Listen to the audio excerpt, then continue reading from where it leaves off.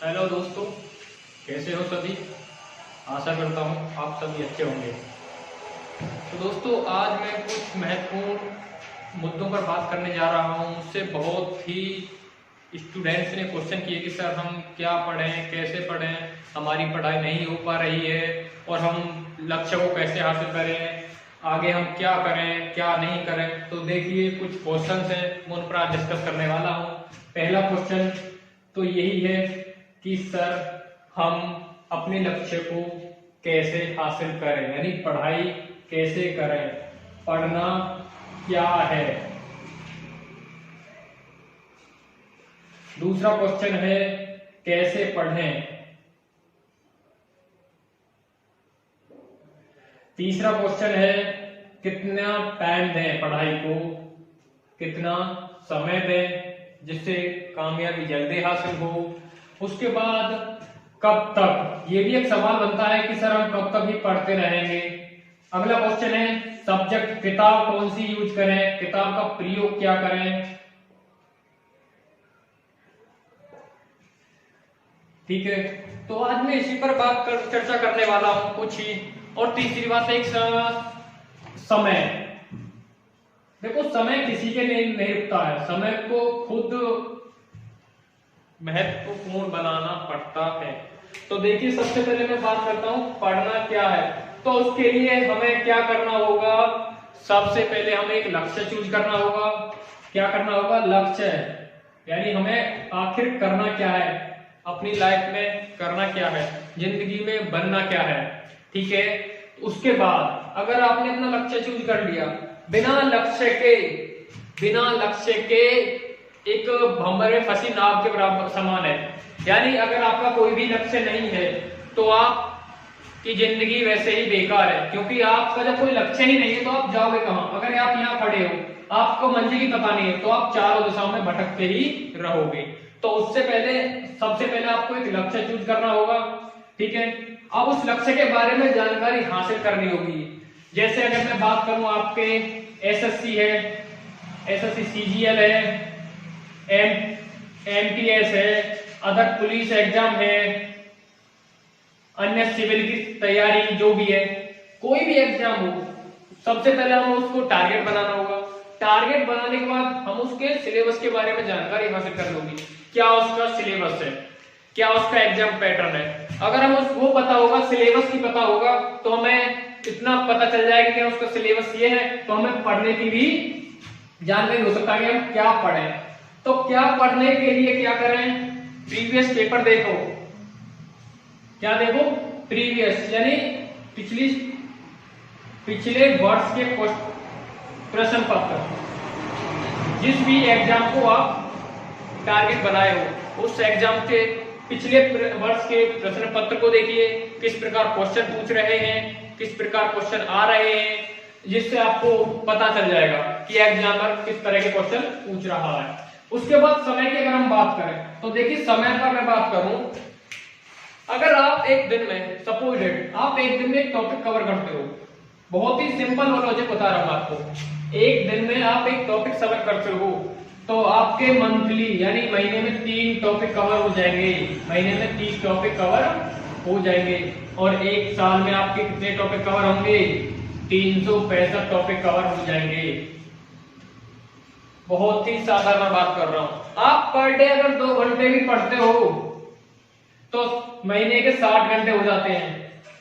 और आप अंदाजा लगा सकते हो, बूंद बूंद से घड़ा बढ़ता है। तो डेली रेगुलरली पढ़ाई भी बहुत ही महत्वपूर्ण है। ठीक है, कब तक, ये आप अपने सिलेबस पर आधारित करोगे कि आपने अपना सिलेबस कब तक कवर करना होगा, कब तक नहीं।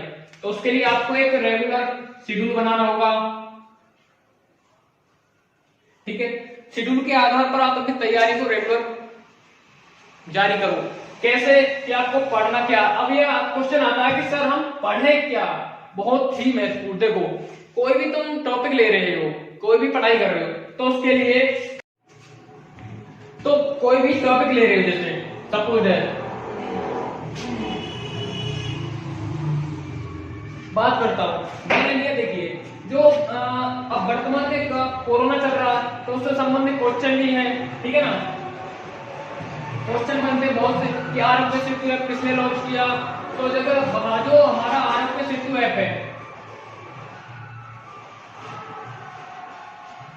आरोग्य सेतु के बारे में, ठीक है, यानी उपलब्धि हासिल की है। सबसे ज्यादा इंस्टॉल होने वाला है, डाउनलोड होने वाला ये ऐप बन चुका है विश्व में, ठीक है। तो इसी से संबंधित क्वेश्चन बचेंगे, ये किसने लॉन्च किया, कब लॉन्च किया,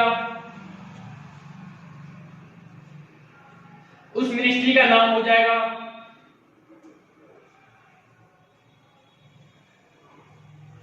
ठीक है। इसका उद्देश्य हो जाएगा, ये इसके उद्देश्य क्या है। तो तुम्हारे पास कितने क्वेश्चन बन जाएंगे आरोग्य सेतु से संबंधित थी, कब लॉन्च हुआ, किसने लॉन्च किया, इसकी मिनिस्ट्री क्या है, इसका उद्देश्य क्या है, इसकी सफलता क्या है, ठीक है। तो इस प्रकार कोई भी टॉपिक पढ़ रहे हो उसको डिटेल में पढ़ो। जैसे कोई भी पढ़ रहे हो, इतिहास ले रहे हो, इतिहास की डिवाइडेशन पढ़ो, कितने भागों में बांटा गया है, क्या क्या भाग होते हैं इसके। ऐसे ही भूगोल को ले लो, कोई भी सब्जेक्ट अगर तुम पढ़ रहे हो तो टॉपिक उसको टुकड़ों में तोड़ के पढ़ोगे तो बेहतर रहेगा।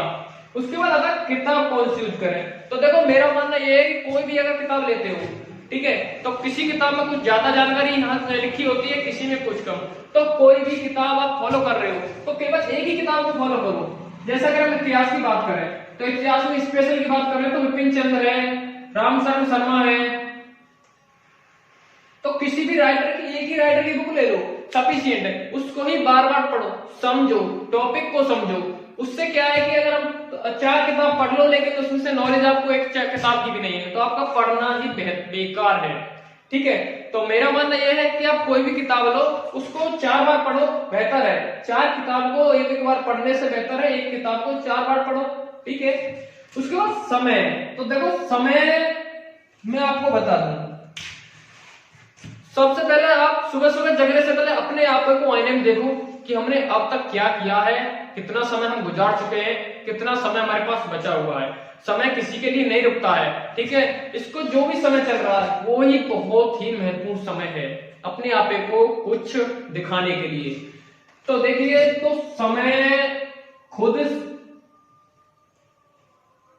समय को खुद ही महत्वपूर्ण बनाना होगा। समय का पाबंद होना जरूरी है।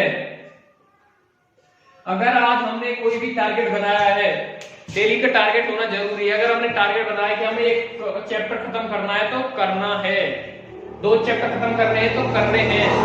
एक चीज और, अगर आप कोई भी टॉपिक आज पढ़ रहे हो, अगर कल को उससे आगे नहीं पढ़े हो तो उस टॉपिक को भी भूल जाओगे। इसलिए रेगुलरली बहुत ही जरूरी है। और देखिए, आपके लिए बता दूं, मैं आपके लिए कंपटीशन यानी और कॉम्पिटिटिव एग्जाम्स की ऑनलाइन तैयारी शुरू कर चुके हैं हम, और 9, 10, 11, 12 के फिजिक्स, केमिस्ट्री, मैथ के सब्जेक्ट की भी तैयारियां ऑनलाइन कराई जाएगी, ठीक है। तो जिस भी मेरे दोस्त भाई जो भी है, कोई भी समस्या हो तो हमें कमेंट करके बता सकता है, और इस वीडियो को ज्यादा से ज्यादा शेयर करें ताकि ज्यादा से ज्यादा लोगों तक ये जानकारी पहुंच सके जो इसका फायदा उठा सके। धन्यवाद।